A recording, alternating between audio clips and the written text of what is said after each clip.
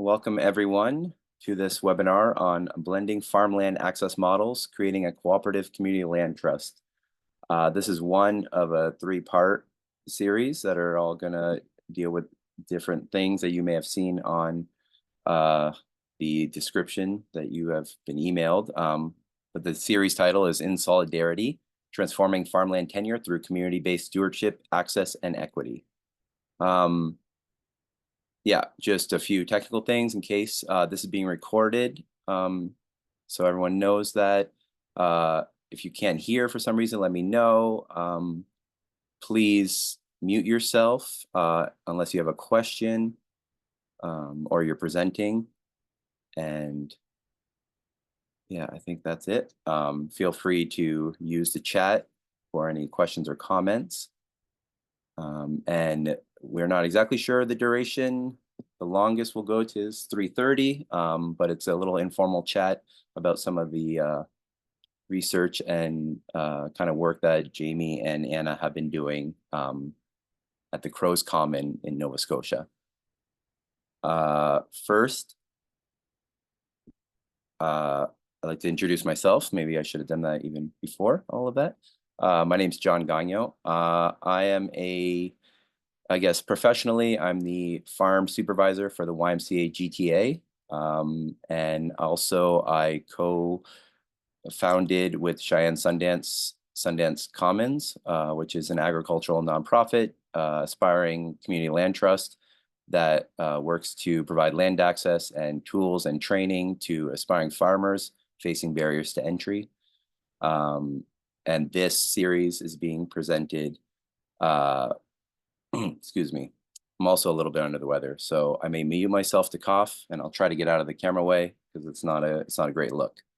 So this series is was facilitated by the Canadian Network of Community Land Trust, as well as the National Farmers Foundation with the support of the Catherine Donnelly Foundation. And as I mentioned, there's two other sessions, both happening next Wednesday and the following Wednesday at the same time. So I am located in Nobleton. Sorry, admitting one more person. Nobleton, so I am on the traditional territories of many Indigenous groups: Haudenosaunee, Huron-Wendat, Ojibwe, Chippewas, Petun, Anishinaabeg, and Mississaugas of the Credit First Nations. And also that this is the area was under the Dish with One Spoon agreement, some of these nations, and signed under the Treaty 13, aka the Toronto Purchase in 1805.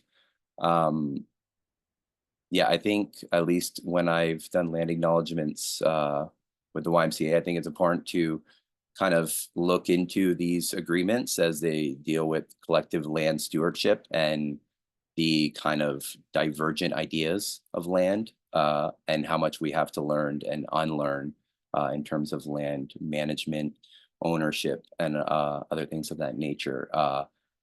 And this is especially important as we talk about community land trust and taking some land out of the speculative model and into recommoning, and stewarding shared ecological areas and farms and housing and all the things.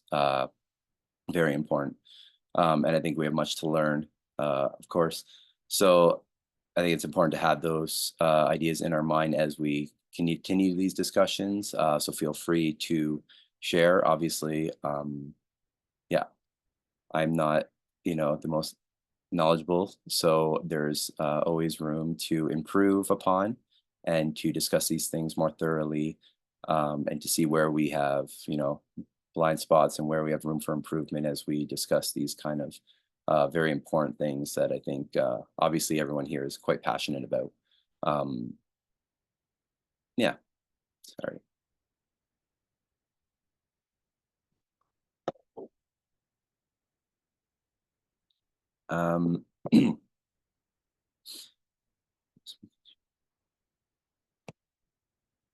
So these discussions started very informally. The Canadian Network of Community Land Trust just started to reach out to have just discussions on community land trust and agricultural spaces and rural spaces. And at our last meeting, we were learning a little bit more of Jamie and Anna's work out east, and we thought that that would be a great learning learning adventure to kind of discuss what research is being done and what developments are happening with the Crows Common. So I guess I can kind of leave it up to you, Jamie, to maybe bring in what you've been doing and maybe open it up to discussions and all that stuff. Sure, that's great. Thanks, John. So just by way of introduction, Anna, do you want to just introduce yourself? I'm here with Anna Giddy. Do you want to just say a few words about you, Anna? And I'll say a few about me. Sure. Thanks, Jamie. My name is Anna Giddy. Right now I am at work. I am a I am a civil litigator lawyer with Weldon McInnes. And prior to this, I just graduated from Schulich Law School, where I was research assistant with Jamie, and we worked on a whole slew of agricultural land research projects. And prior to law school and prior to all this, I did go to the agricultural campus in Truro. I studied plant science there. And afterwards, I studied wine science and viticulture at Niagara College. And I worked as a winemaker for several years, and as well as a viticultural technician. So I was working out in vineyards across Canada and abroad, and then law school. So that's a little bit of my background, but definitely it's been really great working with Brandon Nike at Crows Commons, they are the brainchild of Crows Commons, and Jamie and I are sort of just consulting with them, trying to give them some legal advice, which we are, learning as we go. And it's been really nice sort of collaborating with them to get this project off the ground. So Jamie, I'll go back to you.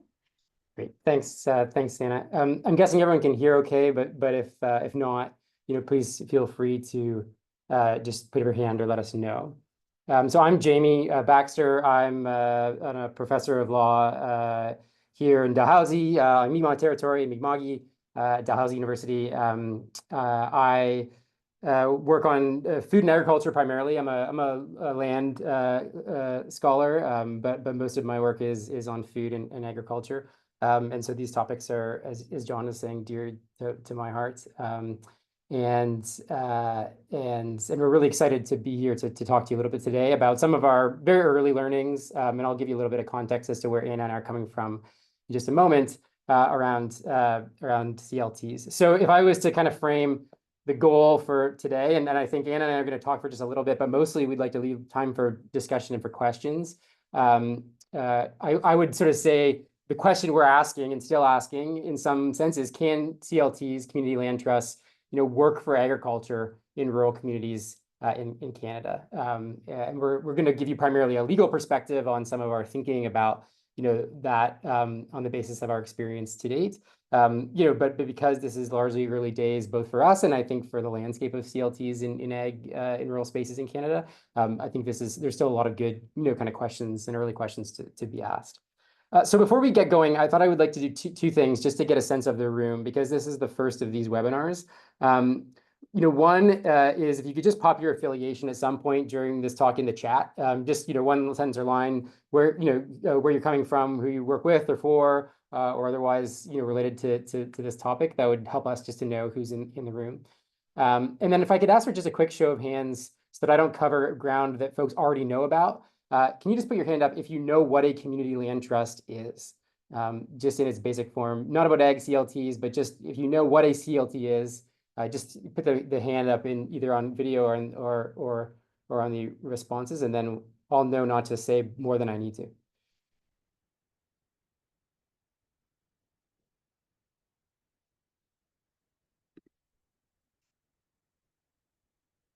Okay, so I'm getting a sense that about half the room kind of knows, and maybe about half the room isn't sure. So I'll just say very briefly a few words about that in just a moment, so that we're all on the same page and have the same grounding. And then we'll talk mostly for this session on the particular context of CLTs, in rural and agricultural spaces. Okay, so I'm going to talk for a little bit about background and kind of stage setting, and then I'm going to turn things back over to Anna to talk about some of the specific insights that we've got in working with Brandon Nike on the Crows Commons project. The last thing I'll just say about introduction is please don't take anything we say today as legal advice. This is just an informational session. I'm actually not allowed to give legal advice as a law professor. Anna is, but today we won't be. And so, if you want to chat about that aspect of it, and we'll have something to say about the need for legal advice and support in this area, please feel free to ask in the session, or we can talk offline or by email afterwards. And I'll make sure you have our emails by the end of the session. Okay, so Anna and I had been working together for several years on legal issues in food and agriculture, but I would say before about a year ago, we didn't really have any specific experience with respect to community land trust, and certainly not in the agricultural context. So we are, and just be very clear about this, relatively new to this. And so we have as many questions as we have answers and insights. But as I say, I think that's still quite valuable at this sort of stage. So we got involved with Crows Commons here in Nova Scotia, in Springfield, Nova Scotia, in order to help them think about and explore, early on, legal structures for collective land sharing models. So not yet at the level of CLT specifically, but just what kinds of legal models in particular would be there to support that project. Brandon, Nike, I think you're both here today. I don't know if folks here know Brandon, Nike. They are incredible and absolutely amazing individuals, of which I am just in awe of in terms of the work that they do. We're not going to talk much more about the specifics of Crows Commons. We're not here representing that project. We're really going to try to extrapolate from and take away some of the lessons we've learned as a consequence of having the opportunity to work with Brandon, Nike on Crows Commons. I think they might well be interested in answering any questions about that project, and I'll defer to them if those questions do come up. But just please be aware, we're sort of talking at a bit of a more abstracted level about what we know about ag CLTs, as a result of that background and that experience. So we fairly did quickly hone in that project on the idea of the CLT model as being something that would be quite useful to address both interest in access to agricultural lands in Nova Scotia, as well as considerations around housing in particular, and other objectives that were part of the Crows Commons project. In that context, particularly, maybe combined with a unique cooperative structure, that would meet their needs and contexts. So we kind of approach this project as a sort of learn as you go approach.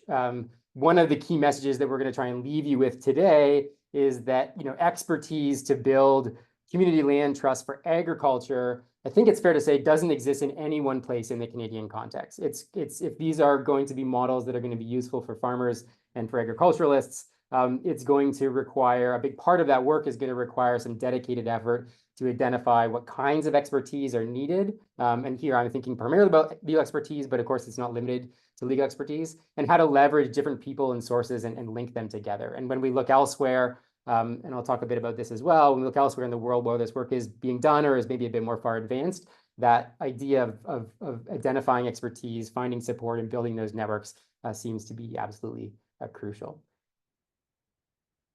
The other thing I'll do then before I talk a little bit about CLTs in particular and why agricultural CLTs is just to give a shout out to my colleagues who I know are also on the call, Annette Desmarais and Glenn Korlick at the National Farmers Foundation. I won't talk specifically about the work that we've been doing together at the National Farmer Foundation around alternative land tenure arrangements, a topic that is a bit broader than CLTs for today. But some of the knowledge and learnings that inform what I'm going to talk to you about today, very much is connected to and comes from that work. So I certainly just wanted to acknowledge them and the wonderful work that the National Farmers Foundation does and is doing and is going to do, that I think is going to have a big impact on land tenure transitions across the country.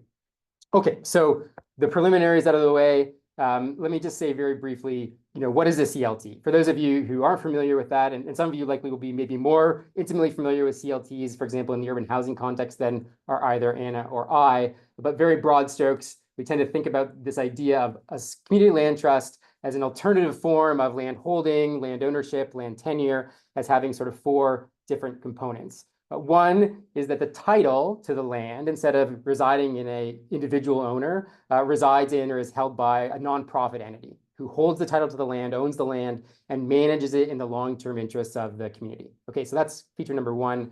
Number two is that there's a separation of that ownership or title in the land from the ownership or improvements on the land. So again, in the more familiar urban housing context, the separation of the ownership of the land from the houses. right? That one can own the house by way of what we call a ground lease or a very long-term lease, something often on the order of something like 90 or 99 years, but that's different or separate from the ownership of the land title itself. Okay, so that's number two. Number three, that there are controls and very specific controls, often to context, around the sale and transfer of that ground lease or leasehold interest. And that is to say, the house or other improvements on the land. So there are formulas and different rights of refusal and so forth that are built into this model that controls what sale price those improvements can be made, to whom they might be offered, and so forth. Okay, and then four, there's a corporate structure on the part of that nonprofit landholding entity that guarantees governance and control of the nonprofit by a board that is comprised of different interests that represent different interests in the community. So the lessees on the land, community members at large, and then representatives of the broader community or the broader public that can all share in the governance of that nonprofit entity holds the land, but governance of the CLT project overall. Okay, so I'm not going to say more about CLTs in particular than that, just to give you some sense of there is a lot going on here in terms of what we might call the CLT model. I think there is some agreement on those as some basic elements in order to call something a CLT. And as I said, much of that work has been, at least in recent years, focused and developed in urban contexts around affordable housing. And we are really interested, Anna and I, in this question of to what extent can we translate that model and the wisdom that's come along with that model into the context of agricultural land. Okay. Okay, that's context piece number one, or background piece number one. I've told you just a little bit about what a CLT is. Number two, I want to tell you a little bit about what we've learned as to why CLTs in the context of agriculture. That is to say, I'm assuming that folks are on the call today, on the webinar today, because you have some interest in CLTs for your purposes or your context. Maybe you're an individual farmer or community member who's interested in this in terms of agriculture. Maybe you're a member of an organization who's thinking about getting involved in these or supporting them in some way. And so I think it's important at the outset for us to think a little bit about this question of why agricultural CLTs, why CLTs for agriculture in particular. And I can think about 4 or 5 different drivers from what we've learned in our experience and talking to different people, thinking about this topic. And so let me just cover those for you very, very briefly.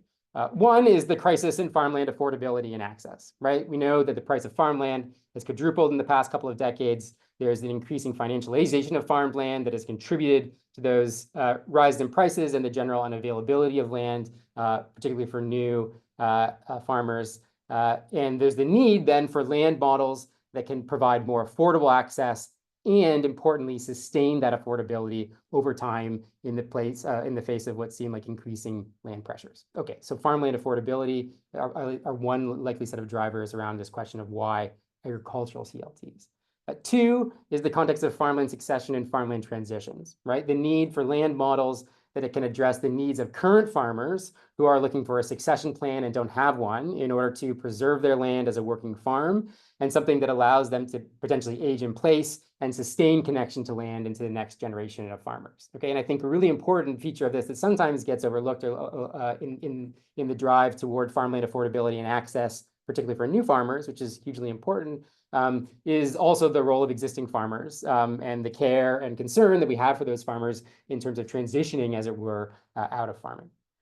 3 is the issue of farmland tenure insecurity, right? That land may be available on various land lease models, but ones that leave farmers precarious, undermine incentives for sustainability, sustainable agricultural practices, ecology, and therefore this question of ag CLTs is motivated in part by the need for affordable land models that can afford long-term tenure security, along with opportunities to build land equity as investment, right? Okay, so that's number 3. Number 4, land models that can help new farmers, farmers in general, to capture the benefits of sharing, collaboration, and collective action, right? In addition to all of those other concerns that I just talked about, the idea of being able to build shared infrastructure, exchange knowledge, engage in mentorship, the spreading of risk, as we all know, that is heavily apparent and ever present in farming, along with the idea of building and connecting to community, right? And the folks that we've talked to, these ideas are central in motivating interest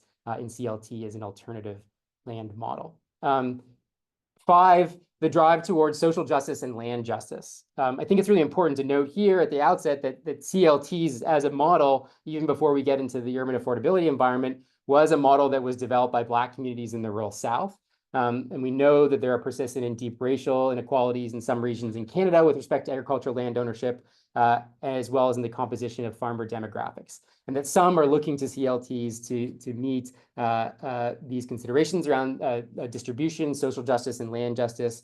And others are interested in the role of the CLTs in decolonizing relationships to land and building new relationships with Indigenous communities on their territories. Again, I think these are all open questions as to what the role of CLTs might be in this work, but we see this in terms of driving interest, certainly, I think, in the model. And then lastly, and a little bit related to the last point, but maybe a bit more broadly, is this idea of building new relationships to land, right? Breaking away from the status quo of a sole private owner operator, sort of exclusionary model of private property and fee simple, to find creative structures that can better account for and possibly even resist, if not wholly escape, colonial and capitalist models that tend to predominantly frame our contemporary land relationships. Okay, so that is a kind of whirlwind view of what we have seen and understand to be in conversations and in research some of the key drivers toward trying to develop CLT models that are appropriate and fit to purpose for the rural and agricultural context. Okay, I'm going to stop talking in just a minute because I want to turn it over to Anna to give her lots of time to talk a little bit about the specific lessons and learnings that we've that have come up in the course of our work on the Crows Commons project.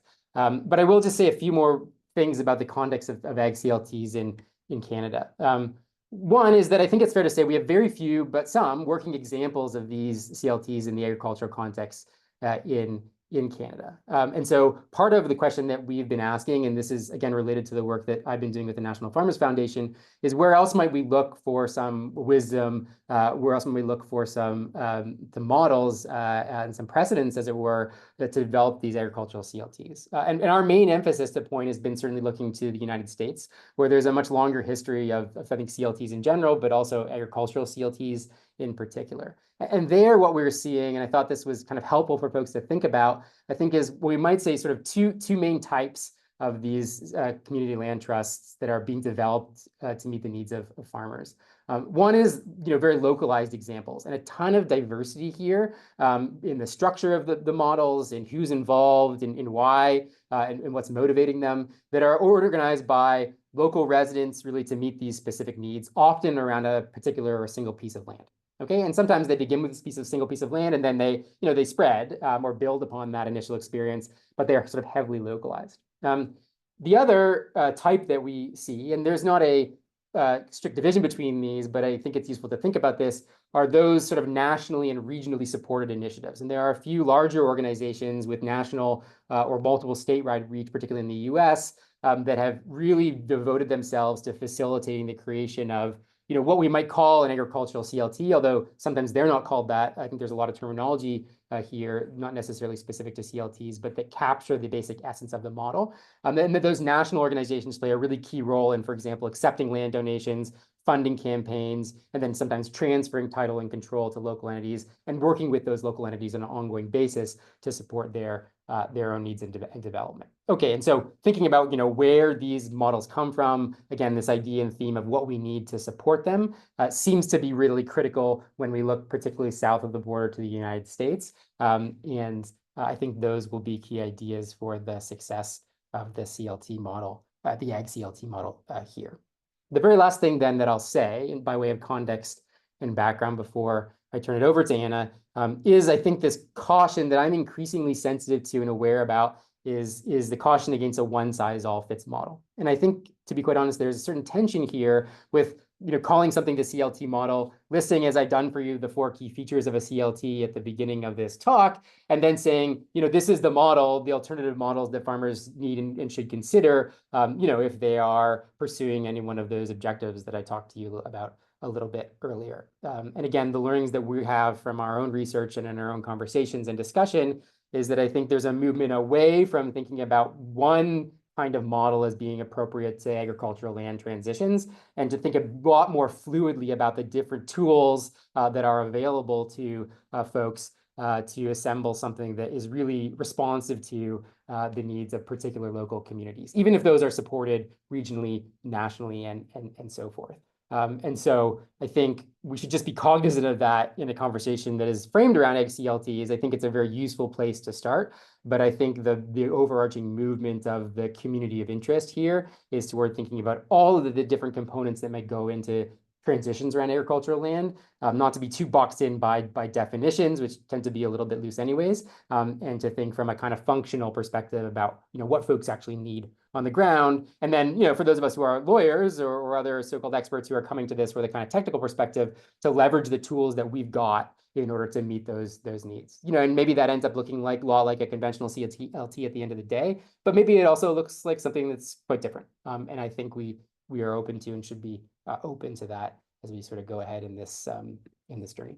Okay, that's what I wanted to say by way of stage setting. Anna, hopefully that helps to tee up the things that you're going to now speak to. But let me turn it over to you. Great, thanks so much, Jamie. Yeah, so I just want to situate a little bit sort of the work that Jamie and I have been doing for Crows Commons. Jamie's talking about our research and our learnings, and I just want to make sure that we all understand sort of what those learnings are derived from. So when we were consulting with Crows Commons, with Brendan Nike from Crows Commons, once we had decided to sort of focus on a CLT model of some sort, we conducted a broad literature review. So this is just finding any public-facing research precedents or documents that we could. And we did focus on Canada and the US. And so throughout Canada, there are actually quite a few resources related to housing CLTs. And in the States, there are lots of resources related to agricultural CLTs or similar ideas. So we then decided, okay, so what are we going to do with all this research? We found all of these, pretty great resources. And we decided to start with a constituting document. So and that is just, if you're starting a CLT, you have your articles of incorporation, you've got your bylaws, and eventually you would have this long-term ground lease that Jamie was talking about. So we started to draft actually the long-term ground lease. This is a pretty hefty document, and it's pretty foundational to a CLT relationship because it's going to define the relationship between the CLT and the lessee, whoever they are. In this, just to again situate this context, in the lease we created, it would be between a CLT and Crows Commons, which is a co-op. So in that way, that's the relationship, but we'll just call it the CLT and the lessee for ease as we go on. And so as we are drafting this annotated lease, we're coming up with questions. So, how do we adapt this from the Canadian housing context into the Canadian ag context, and how do we adapt it from the American ag context into the Canadian context? And so we came up with sort of, there are many more, but we came up with 4 general overarching broad questions from doing this research that I will explain a bit in time. So the first, I would say the biggest, sort of most obvious challenge that came up is this question of how to build equity in an ag CLT. So in the housing context, of course, the main goal is to maintain affordable access to housing over time. And it also recognizes that, not being able to own your house could perpetuate poverty. So it's the exact sort of issue they're trying to combat with a CLT. And so the asset in a housing CLT is quite clear. It's the house on the land. It's appreciating in value, and that is what the homeowner or the lessee will gain in equity. In a CLT to lessee lease in the housing context, there are resale formulas worked in. And so there's 2 mainly used types of resale formulas that we see in housing CLTs, and those just put parameters on how to build equity in that housing or improvement structure on the land, and how much you could resell it for, so it maintains affordability over time. In the agricultural context, how to build equity is not as clear, and that really comes down to what constitutes the appreciating asset. Of course, if the agricultural land has houses or a barn or some sort of permanent fixture or infrastructure that is going to appreciate over time, then we can use those same sort of resale formulas to build equity for the lessee, as well as maintaining affordability over time. However, if the farm does not have those obvious assets, or the main value stems primarily from factors that are sort of less tangible or do not appreciate in a traditional sense, like how would we build equity and maintain that balance? So for example, if all of the value or most of the value is coming from the actual agricultural business of producing an agricultural product, or maybe it's improvements to the soil health, but how do you quantify that? Or fixtures like farm equipment that theoretically depreciates over time, like how do you build equity in these types of models that don't have those obviously appreciating assets? And so that's one of the biggest questions that we were left with after sort of starting this ag CLT endeavor, is how would we actually build equity? Another part of the equity question is whether you would be able to get a traditional mortgage or loan. If you don't have obvious assets that can be used as collateral, lenders are not as likely to give you a loan. And this could, of course, really complicate the ability of farmers to secure investments that they need to improve their farms or to build their new farms. So for us, this question is still largely unanswered. We could, you could add in a resale clause to the lease. If the land is appreciating over time, perhaps you can add in a percentage resale formula clause, and you could work that out. But again, we're just not too sure how to answer this equity question. Theoretically, there could be equity built into the shares of the company that could be sold, but that would likely be contained in other constituting documents, such as the co-op and not the lease. So we're still trying to figure out how to build equity in the agricultural CLT. The next sort of big question we were grappling with is, and this is something Jamie can speak more to because he's doing this work with the National Farmers Foundation, and that is whether the CRA is going to consider farming or agricultural activities to be a charitable purpose. So of course, we want a CLT to have charitable status. It's an incorporated nonprofit, federally incorporated, so that you could potentially apply for charitable status. That status would allow people to donate land if there was a national CLT devoted to agricultural CLTs. People could donate their land and get a tax incentive for a charitable purpose. But the question is, are agricultural activities charitable? It is not written in the Income Tax Act now. Of course, affordable housing is in there, and there's some other defined charitable purposes. But traditionally, agriculture is a business. It's an economic endeavor, and it's really hard to determine whether or not that could be thought of as a charitable purpose. And maybe, Jamie, if you have anything else to say about this point, I can throw it back to you for a minute. Yeah, I mean, if there are questions about this, we can maybe talk a bit about it in the question and discussion period. I think Anna's done a good job of summarizing, the basic challenges, that there are real benefits, of course, to a CLT having charitable status, particularly in terms of getting land donated or other funding or resources that they might take in. But that there's a overall and more kind of systematic challenge here as to being able to gain registration, charitable registration, with purposes that both conform to what CRA require, but of course allow these farm businesses to carry on as businesses. And some of the experience that we understand, and this has been had at CRA to date, is that there are some real challenges there that we ought to and need to figure out how to overcome. Yeah. Great. Perfect. So yeah, any questions about that later, Jamie, be happy to answer those. But so the next sort of big thought or question we had is whether there could be a role for any sort of regional or national landholder or support organization. And we would argue that that would be the goal, and that, they're likely, could be in the future. So, but some of the challenges right now are that there are no national or regional support networks for specifically ag CLTs. So of course, we've got the Canadian network of CLTs that has lots of great information and knowledge around housing CLTs, but how do we translate that into the agricultural context? And so, of course, farms are going to be in rural communities, usually less densely populated. smaller communities. And so in that context, there's often a lack of financial and institutional resources. There can be limited local support, and we can also run into this issue of conflicts of interest. You need a certain amount of people on the CLT governing board, a certain amount of people on the lessee co-op board, and they can't be all the same people, because then you have got a conflict of interest. And so we need there to be a big enough network of interested people to be able to fairly represent both boards.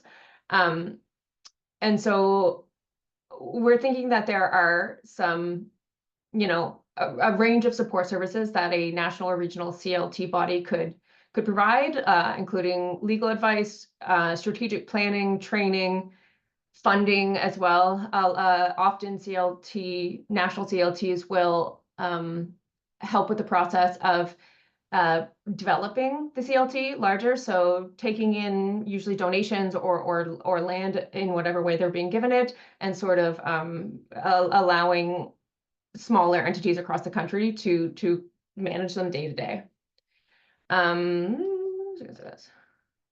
So we're thinking that there just doesn't have to be necessarily a national CLT board that's running everything. There is an interesting example in the US. Jamie and I came across this actually when we were doing previous research, when we were looking at sort of unique challenges that farmers and food businesses face, and the lack of resources around sort of how to deal with those issues. And so in New England, there is an organization called the Legal Food Hub, and they provide really great online sort of legal guides and resources to typical issues that farmers and food businesses face, like how to start a business, employment contracts, land access and use, and things like that. And they also have a pro bono network of lawyers who have familiarity in agricultural access to land and other issues. And so there could be a property lawyer who has knowledge in agricultural land. There could be an employment lawyer with knowledge in relationships between farmers and workers and that kind of thing. So they actually set up a network. And then if people come to them with questions, they can just transfer them onto that network. So that's a pretty interesting idea that we saw as a way to sort of support farmers and potentially CLT agriculture, people that are interested in agricultural CLTs, sorry, to sort of provide support, because there's a lack in general, especially in Nova Scotia, of any legal person that has any knowledge of not even CLTs, but agricultural issues in general. So just trying to set up a support network would be a good thing in the future. And this issue really bleeds into the next one. Next problem we came across when we were developing this long-term ground lease was that we really just didn't know where to go for advice. Finding guidance on agricultural CLTs has been very difficult. Most resources, of course, are American or are in the housing context. The Canadian law is silent on CLTs, and because of that, it's likely that a document like a long-term lease would be sort of default. Principles of contract law would apply. In housing, there's legislation that deals with residents and tenants and landlords in the housing context. But if a commercial lease is, if you have a commercial lease, and I would assume also with a CLT lease, again, this is not legal advice, but I would assume with a CLT lessee lease, those principles of contract law would apply by default. And that means that, we have lots of jurisprudence on contract law and how contracts are interpreted, but we have none right now on how an agricultural CLT lease would be interpreted. And of course, there's a lot of people in the legal world that just say, and this is the great thing kind of about why we use law in certain situations like that, is that you can just try it, right? Like if you're not being blatantly illegal, which none of this is illegal, then just try to apply some of these frameworks, go for it. And if there's a contestation of some sort in the future, then you could go to court, and then we set precedents. That's how precedents are set. So it involves some uncertainty, but then it also opens up doors for creativity and sort of using these legal frameworks to add in other things like a CLT or other sorts of alternative land tenure. We can use these laws and try to broaden them a little bit to include a CLT. And as far as we go for advice, a lot of lawyers are really hesitant to touch these sorts of things, right? Because there's no clear guidance. It's a new idea. So you have to find people that are willing to sort of be creative and use the law in these creative ways. And that is definitely something we've struggled with. For example, we would like someone to review our lease, not with the fine tooth comb, but just to say if there's anything blaringly, off, or that might be an easy way to contest the validity of the lease. But people lawyers are a little hesitant to work with this idea because it's never really been done here before. But we have found some lawyers who are open to thinking about it, which is really great. So you just need to kind of like ask around, find people that are willing and creative and open to talking about it. And I think there is a real potential there to find a support group. We just have to look for it. And so those were the four main sort of questions or issues that we encountered when we were doing this lease. And they're very broad. Of course, there are little, nitpicky things in the clauses in the lease that we were unsure about, but those are sort of the broad questions that we came away from this research with. And just to sort of bring it back to Jamie's intro, and I think it's a good place to sort of start and thinking about why we are even talking about CLTs in this legal context.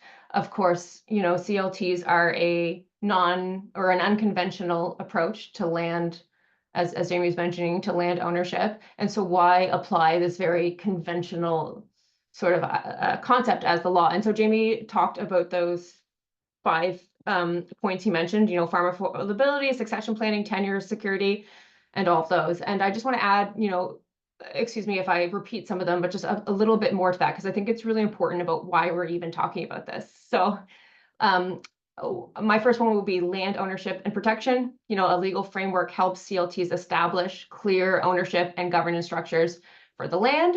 And you can use things like these long-term leases and easements or restrictive covenants, and to protect the land from development. You're going to protect the price, maintain its affordability over time. Formalizes long-term security. Of course, a CLT would help create these long-term and secure lease agreements for farmers. And these can also help with succession planning in the future. And they really help outline the expectations and obligations between the CLT and the lessee. Another benefit is that it can promote accountability and fairness. Legal structures in general, and our lease includes one of these, for example, a dispute resolution mechanism.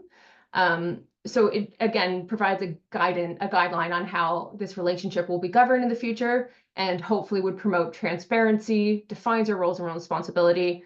We even in our lease, we included a farmland management plan that will be attached. So the lessee would have to follow this management plan so that the CLT knows that it's being governed with some sustainability focus in mind. And the next point too was, and so in that case, these agreements can really promote sustainable practices. CLTs can integrate sustainable and agricultural requirements right into the lease if they want. And again, if you have secure tenure, you're going to want to keep that land sustainable. So it really does promote that. And I think there's a few other reasons why this makes sense, but I think the big one is that it, the legal framework really adds some legitimacy to these ventures. It provides legal recourse and enforcement and stability so that lenders are more likely to lend, people may be more likely to donate. If you have this legitimate legal entity, I think it makes it so that people would be more interested in joining. It's not some radical idea that is moving away from capitalism. It is, but it's shaped in a way that people can understand. So I think that's a really important factor to get more people involved in CLTs in general, and especially agricultural CLTs, which we never hear about. CLTs have been in the news a little bit more recently. They've existed since the 70s, but with the housing sort of crisis and affordability crisis, we're hearing more and more ideas about how to combat unaffordability, but we're also, you know, losing farmers and rural communities at unprecedented rates. As Jamie said, farmland value has gone way up, very expensive, and we want to prevent development as much as we can. So I think this is a great way to sort of approach some of those issues. So that's sort of all I have for now on those four main issues. I think we're probably going to open it up to questions, unless Jamie, you want to end on another note. No, that's great. I think we should leave as much time for discussion and questions as we can. So you know, beyond, you know, those thoughts, I think we're happy to have a discussion, answer some questions, talk to you a little bit more about what our experience has been. So John, I guess we'll turn it back over to you to facilitate that.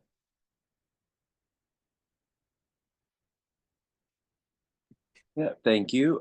Yeah, so if anyone has any questions, thank you so much for that. That was actually amazing. I have a lot of notes. Yeah, I'm wondering if anyone has any questions they'd like to put in the chat, or you can just unmute yourself or raise your hand. Pretty informal, whoever's okay. I see a few raised hands. Okay, I see Bridger Layton, if you want to ask your question. Yeah, I was curious, as you were talking about the sort of the lack of collateral or the complexity of putting a value on something like soil health, is anyone doing work where they're pairing kind of a more traditional housing CLT model with ag land? Like, for instance, buying say it's a 10-acre veggie farm that's been in production and the farmer's ready to sell. Could a CLT step in and have the collateral still be that house? Or does it feel too complicated to have farmland and house tied in one place, you know, if that farmer wants to retire or change careers, whatever, you maybe lose the land along the way? I guess, yeah, it feels like would solve some problems, but maybe create some. And I'm curious what your thoughts are about pairing the two, given that a lot of farming in rural areas like ours does take place in that format of, you know, a house on the field. Thanks. Yeah, I think that's a really good point, and it's something that we have spoken with Crows Commons about as well, is that I think this is again maybe getting into the overall purpose.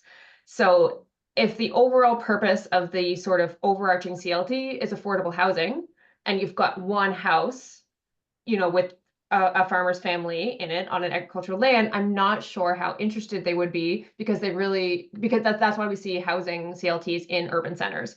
They're usually complexes that house lots of people and will keep that affordable over time. And I think so just to say, your first question was, do we know of anybody doing this? I don't know of anybody doing this in Canada, because all of the CLTs we know of in Canada are in urban centers, but there are lots of CLTs in the US that are agriculturally based, and I would assume lots of them have homes on them as well. There's actually a tax incentive in the US. These sort of CLT structures are built into the US tax code, and it gives an exemption from federal taxes. So there is an incentive there. So, and I'm sure, like I said, I'm sure some of them have houses on them. I'm not positive, but I think some of them would have houses. But yeah. So and that's sort of what I was saying earlier. So if there are houses or infrastructure on the land, then that is how you are going to gain equity over time. So I think if we could get around this idea of like what the overarching purpose is for charitable reasons, and that purpose is, I think you might run into trouble. Maybe Jamie could speak to this, trying to convince the CRA that the charitable purpose is affordable housing if there's one house on the lot, if that makes sense. And in that sense, is it an agricultural CLT? I don't know, Jamie? Yeah, I mean, I think so. I think there are some questions that are surrounding this kind of charitable issue, for sure. I think to the first question, you know, I think what Anna says is right. I think there's no question that housing is a big feature of many of what folks are contemplating, right? That the need for housing, you know, as much in rural agricultural environments, you know, as in you know, like urban downtowns is at, you know, kind of crisis levels for many folks. And so you know, building it into a component is, you know, I think for some a kind of necessary component. As to whether it fully solves this equity problem, I think that a piece of we're still struggling. I think it's like an anchor point, right? I think it goes some way toward providing an anchor asset, probably in many of these circumstances, for something that you're able to, gain some collateral against or use as collateral to borrow against. But it doesn't fully solve the problem, right? Because it's not going to be able to hold the value, the overall investment value, or collateralized value that you're going to need potentially to acquire, operate the land, because it's not capturing all of the other, benefits, as it were, or values in the farmland. And I think here it's the kind of idea of, what we might call in other contexts like the ecosystem services, right? To put a kind of more technical term on it, like the farmers that are, that engage in, various forms of sustainable farming and agroecology are putting a tremendous amount of work and value into the land, and improving the land and making it sustainable. And it is very hard to price that in the marketplace, as we all know, and finding some way. And I suspect we will have more solutions to this, maybe the more we look, or maybe the more we think about it, in finding ways to have that itself as kind of recognized value that folks can, the financial institutions or other lenders are willing to invest in. I think the other piece here we should just flag is that those successful models that we know about that have, I think, surmounted some of these barriers have been about relationship building with financial institutions, right? It's not about going to the big financial lenders that are just used to, the standard rate mortgage and that sort of thing. It's about finding a local credit union or other financial institution that understands the context in which that CLT is being developed. A relationship is built over time, and then that financial lender is willing and understands, that circumstances are different here, that some of the values here are different, and are willing to invest on that basis. But that's like a lot of work, right, and a lot of groundwork to develop that, as opposed to the ways I think which we're used to doing mortgage financing and that sort of thing. So I think that's probably the path forward. I think it's a barrier that we're going to find ways to surmount. I think housing is a really significant element of it, but it's going to require those other components as well. Thank you for that. Yeah, it's in the comments, but there is also the Tatamagouche Community Land Trust in Nova Scotia, which has some housing on it, and a farmer there with I believe it's a 29 or 30-year lease. But yeah, we are looking to get more information from that, hopefully in a future webinar. Sorry, I'm on the phone, so I'm just trying to jump in before this question passes, but I don't want to cut anyone off. I'm Nikki Andre. I'm with the Stratford Affordable Housing Alliance, and we're looking at that hybrid model too. I don't think we were looking as small of one home, but potentially like a multiplex on, or some sort of agrihood, so that multiple people who are involved, because like realistically, it takes more than one household to run a farm successfully. And so we're looking at a small farming community or an intentional community that farms. And I'm wondering, similar to what this gentleman has asked, like, do those two pieces, how would you manage those two pieces together on one piece? Would it be two separate, like would it be a regular sort of affordable housing CLT model and then an agricultural CLT model? Or are there ways to, or have you discovered ways, maybe even case studies in the States, of ways to combine the two in a way that works, so that there's affordable housing, but specifically for families or like families of folks who farm or farmers, and also the agricultural piece? I don't feel that I might not have been as articulate as I wanted to be, but I'll stop there. You want me to speak to this, Anna? Hi, Nikki. Nice to. Hello. So I think there are possibilities, and again, this is where we're getting into the kind of theme of the not one size fits all model, but we're starting to see this much more customization. So just to give you an example, and I don't know that this is fully responsive to Saha's context, but when we were looking in particular at where cooperative structures might fit into or intersect with ECLTs, there is something called a limited equity co-op, for example. And again, I'm not really knowledgeable about this, so I'll just use it by way of an example illustration, in which there's a co-op that acts as the kind of tenant for like a housing development, maybe similar, Nikki, to what you're kind of thinking about in your context. It is the lessee and the CLT is able then to finance that entity, not the individual homeowners who may, in these circumstances, not qualify for mortgages. And then they are the members of the cooperative that have limited equity in the housing and development. And there are all different components to that, simply by ways to make it much more affordable. But the flip side of it is that the residents, I think, in those circumstances, acquire less equity in the properties themselves. But it's a way to make the financing work, right, among a collective of people, often for new developments, that that holds some promise, and kind of mirroring it with the CLT model, in which there is a nonprofit that owns the underlying title and then kind of facilitates the development in various and different ways. So we do see those examples of like the hybridization of what you might call the co-op model and the community land trust model, and then the world gets super complex and trying to figure out how to fit all those pieces together. So in that example which you just gave, that limited equity co-op, that would be one of the lessees. And it then would be the lessee, agricultural, right? Yeah, it would be the lessee. So basically, the CLT leases it to the limited co-op, and then the members of the co-op, the co-op acts as in some sense of like kind of a land developer, I think, in many of these circumstances. And folks are involved by sweat equity and other ways of building their own homes, or participating in helping to build them and develop them. And then they, what they hold is not an interest actually in the housing, is just an interest in the co-op as a member of the co-op, and it's structured according to all the rules of the co-op. But it's simplified by the fact that the co-op itself is kind of the lessee.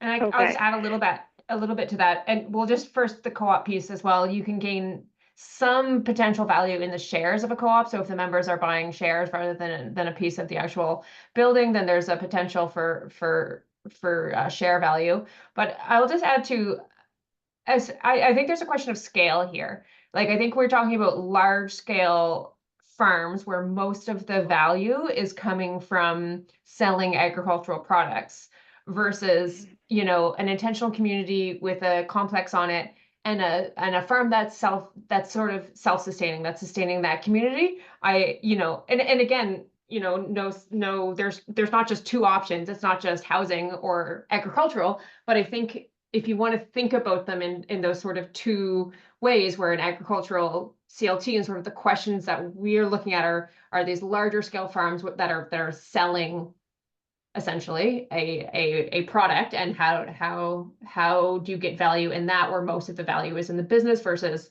if you had a piece of land with a complex on it, most of your value is likely in that actual structure, if that makes any sense. Okay, so in that, I want to wrap up, but I just want to clarify. So Jamie said that the limited equity co-op would be the lessee, but I'm just wondering, is there a reason why the farm could not also be a lessee? Like, could there be two lessees on this, like in the same CLT?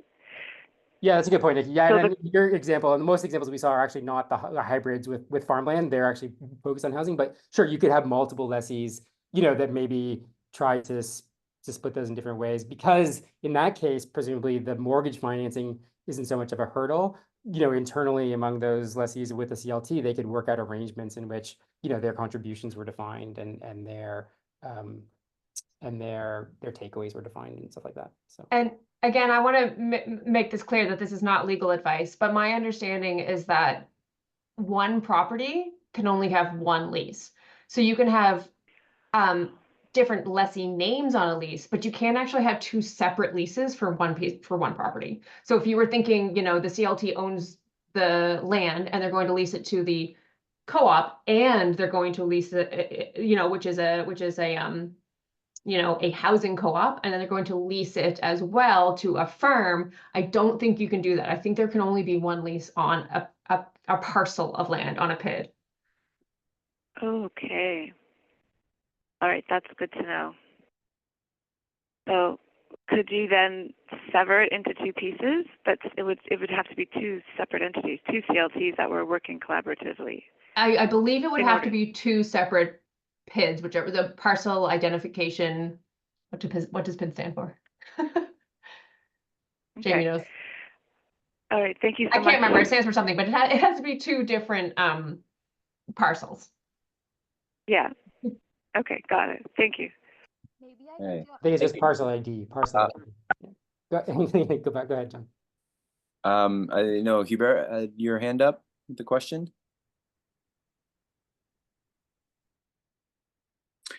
Yes, well, I have comments and a question.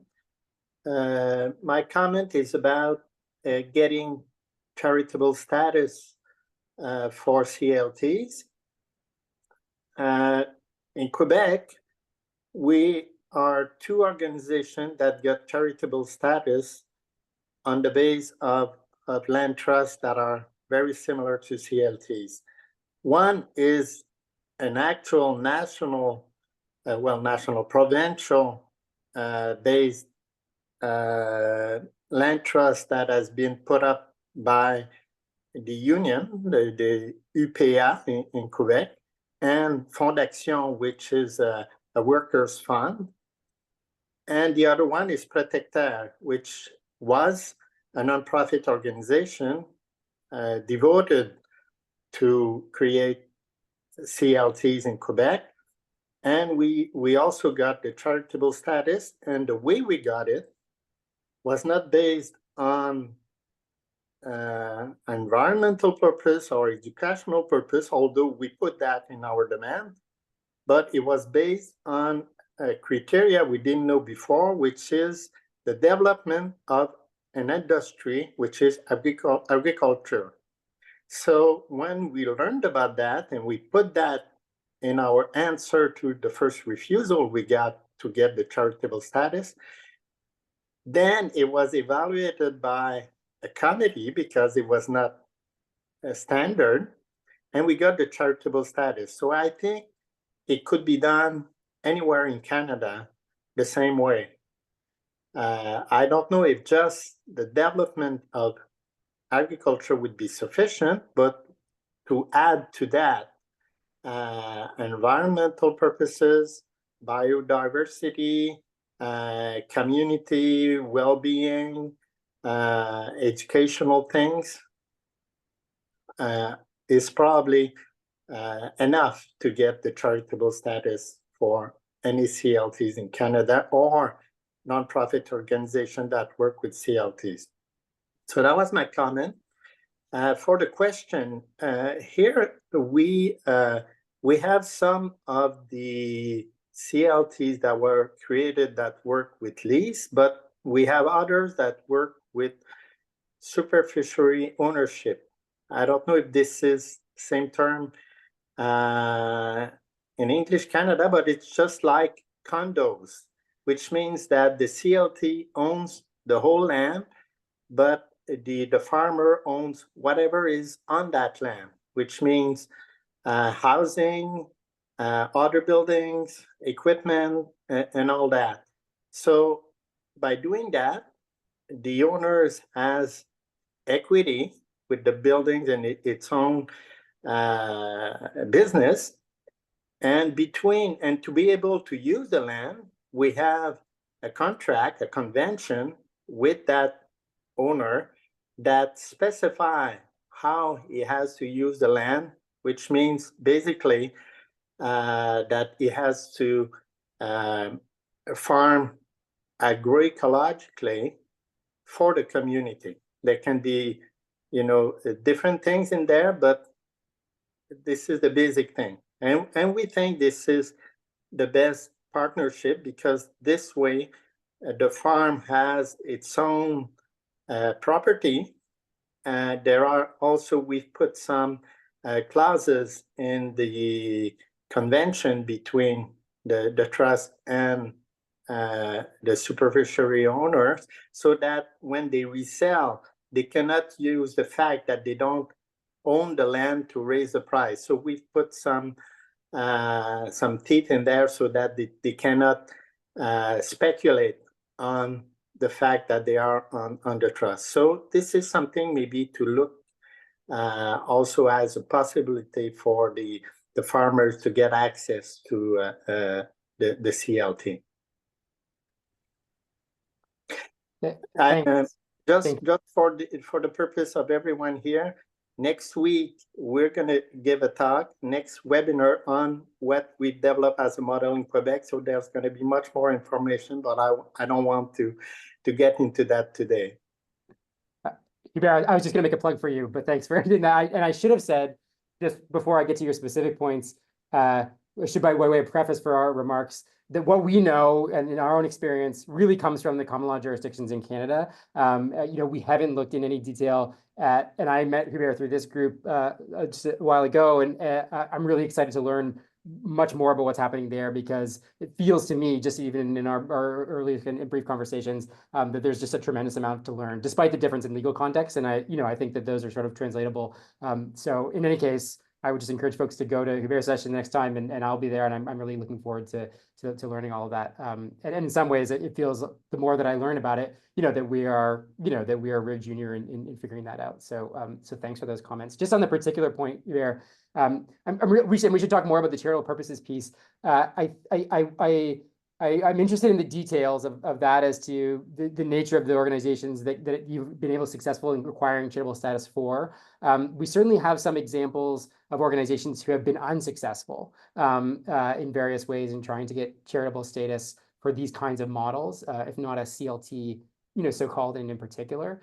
And the CRA can be a bit fickle in this as well, right? That sometimes in very similar applications, they will grant charitable status and in others not. So part of, I think, the challenge in here is marshaling the precedents, the successful examples that we've got, developing others, and so that we can build momentum toward more certainty that ag CLTs can acquire charitable status. In very general terms, there are sort of two issues here that have come to the fore for us in the work. One is, and I won't go into all the vagaries of Canadian charities law for this group, you need to kind of fit your purpose within a very archaic and sometimes ill-defined box that charities, and there's basically four of them, religion, education, research, and then a bunch of other stuff, which environmental purposes and sometimes fit in. And as Hubert said, one of those other things is the advancement of farming as an industry, as it were. And so part of the challenge here in convincing CRA on any given context for a CLT like this to grant charitable status is, in the one hand, that they match with an existing purpose, because CRA doesn't just recognize new purposes or even adapt them very well as times go on. So and if we have successful presence of that, that's great. Some of the work that we're doing at the NFF is trying to figure out where those live. And so, Hubert, I'm anxious to continue that conversation with you and your examples. The other piece is you need to show CRA that you aren't creating an undue private benefit. And here again, because farming is, as it were, a business, and I think CRA often sees business when they see farming in any application, that if you're trying to get charitable status, even to support, for example, access for new farmers, then that might be seen as an undue private benefit. And so the applications have to be very carefully crafted, from the examples I've seen, in order to avoid or mitigate that set of concerns. So that's at a very high level on the charitable purposes. But I think this is a bit of a moving piece. In terms of the example you gave, and I'm not familiar, Hubert, with the term you use, but we have had some discussions, and I know of a few folks who have thought more about this in what we would call a bare land condominium model. That is just to say, we normally think of a condominium as rising up into the air, and that the purpose of condominium is to be able to give people, as it were, kind of private ownership in those units, right? Everything from the drywall in, and then connection through the common areas and the common elements of the condominium. And that is governed by provincial legislation in at least in the common law Canada jurisdictions. But there is also an opportunity to basically take that exact same framework and engraft it on horizontal, sort of two-dimensionally on a surface of land. So you can take 100 acres, break them up into 10-acre units, make those the condominium units, in which folks can actually take, something similar to kind of fee simple ownership, but also be able to access and utilize the common elements of the farm, whether or not that be, buildings, infrastructure, and so forth. And I know example of a bunch of chicken farmers in Nova Scotia who got together and tried something like this. And so there are opportunities for doing something like that isn't a CLT exactly, but I think maybe replicates some of the benefits of that in particular circumstances. So again, just back to this theme of, it's not one size fits all. There are very real alternatives and different models here that we can think about in terms of meeting people's needs. And we actually did think a little bit, or we did talk a little bit about the condominium structure when we were deciding what model we wanted to work with.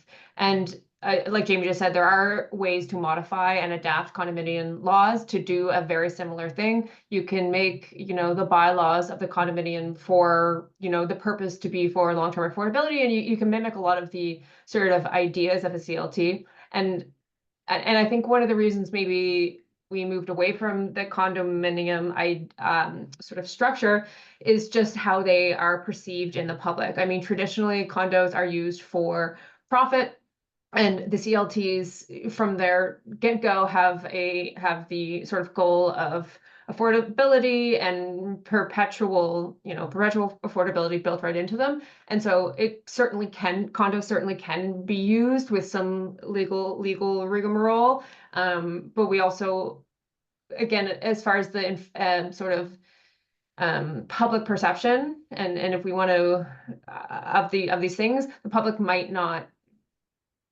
understand condos as well and the purpose of them, but it is definitely a tool you could use, or not definitely, it's potentially a tool you could use in the same way. Okay, I think Ella, your digital hand has been up for a while.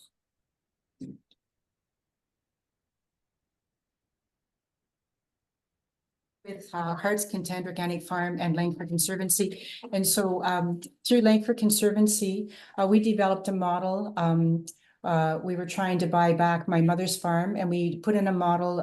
We applied for charitable status where we would have housing on the farm for new farmers.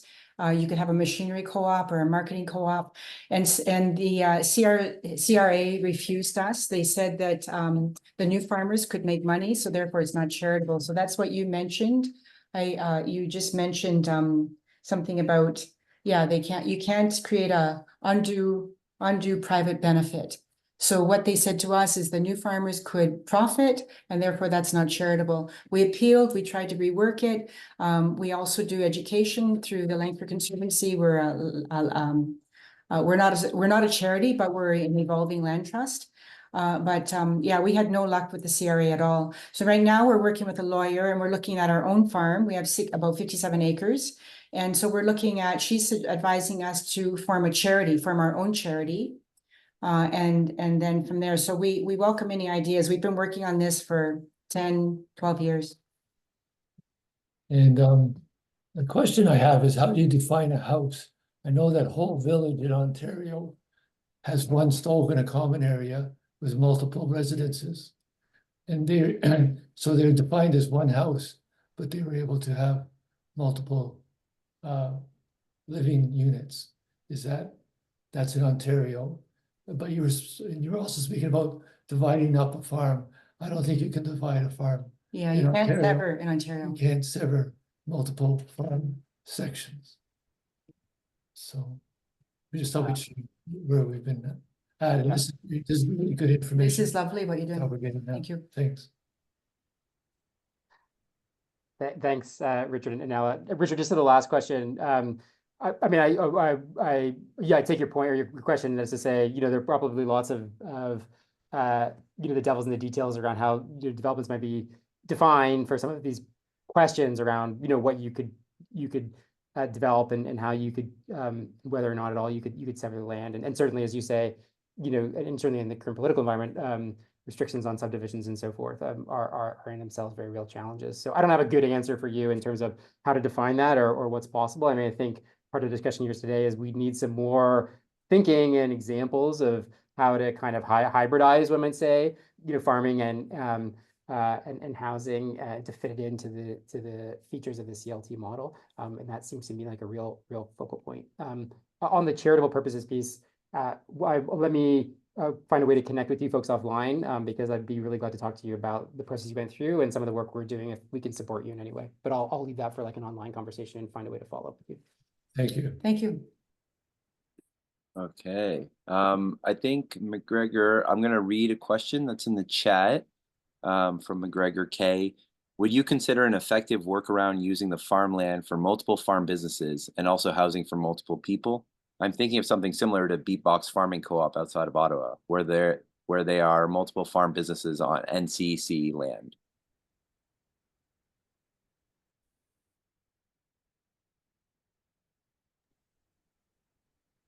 Yeah, you want to take that one, or you want me to?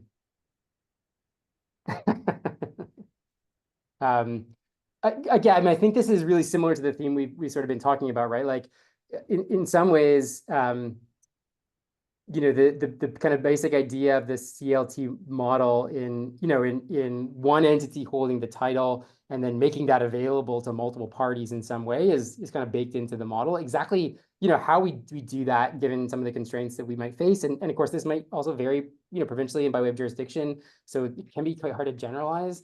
Is what makes the particular challenges in translating from the urban housing environment into the kind of rural agricultural context. So I don't have a really good specific answer for you, but just to say, I think it reinforces for us what's both compelling and interesting and a bit challenging about this is how do we kind of adapt this to the ag contest, and the discussion I think has probably really underscored that for me today.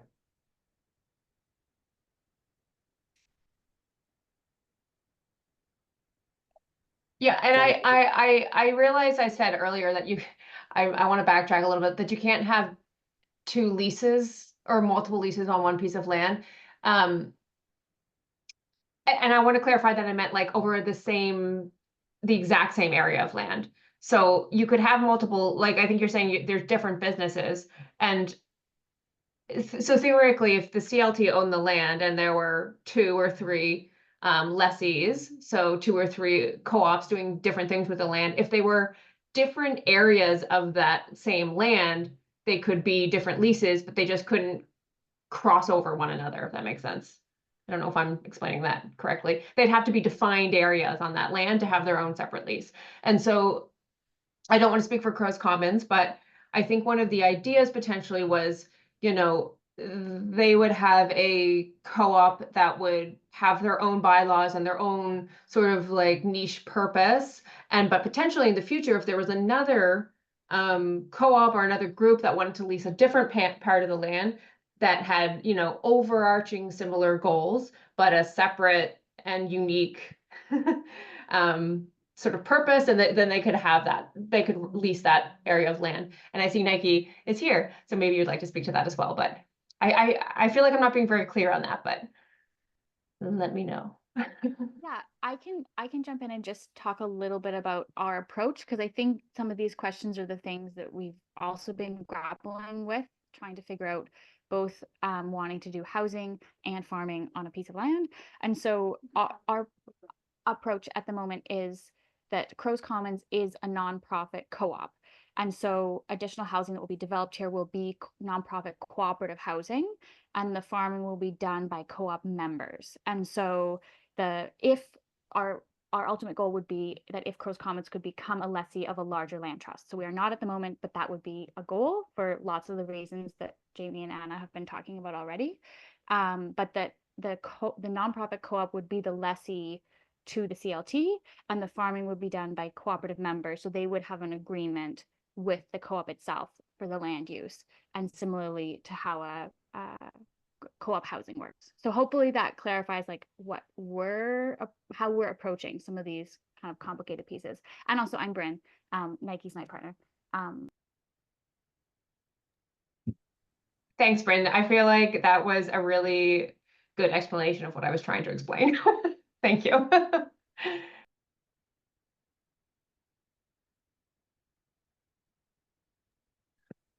I think there might be one last question in the chat. I'll just read it out. If you were doing the condominium model so that there was a common land and something like private land, could you have easements to define some of the property as woodland, conservation land, farmland, etc., and to be able to protect features of the land for researchers?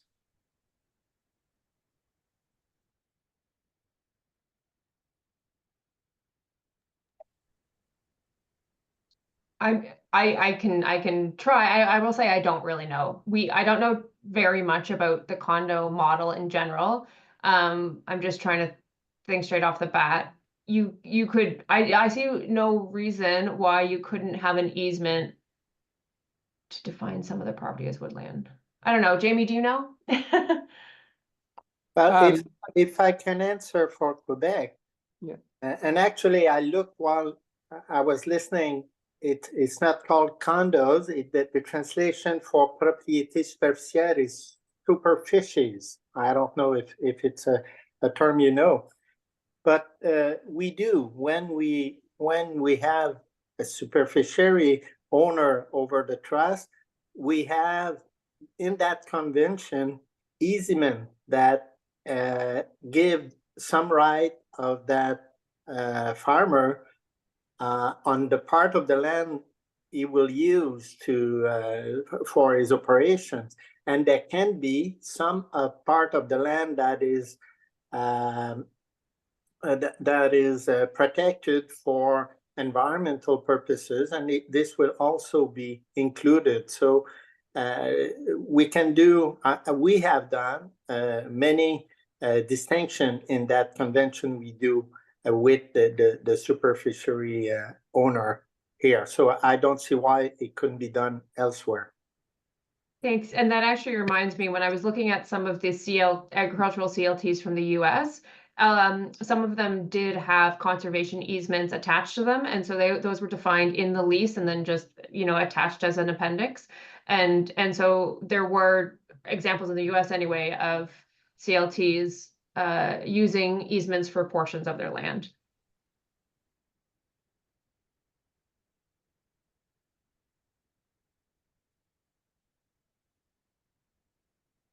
Okay. And I see if there's any other further questions. I've put in an email to for the network. If you have any further questions, and we can kind of distribute it to the appropriate channels. If you have some thoughts, I just want to be respectful of everyone's time as we get close to 3:30. Let me see if there's a new comment. Okay, awesome. I also yeah, put my a lot of email in people the are chat, putting John, in in case info if and folks have a contact. specific, sorry, I just was gonna say, John, I put my email in the chat in case folks have specific follow-ups and they want to get in touch. They're welcome to email to me directly. So give everyone a moment to there's been some good comments in the chat and some emails. If you have further desires to get some more information, I definitely want to thank Jamie and Anna for all that info. I think I'm going to rewatch this a few times to understand it as a farmer who's trying to get into the legal aspects of it all. But very appreciative of everyone's questions as well. That was opened up a lot more discussion with the question period. So that's John? Yes. Sorry, can I ask you to save the chat as well? Yeah, Before do I you... do that? I probably do. Yes, please. Please do. Thanks. Save chat. Okay, it is saved.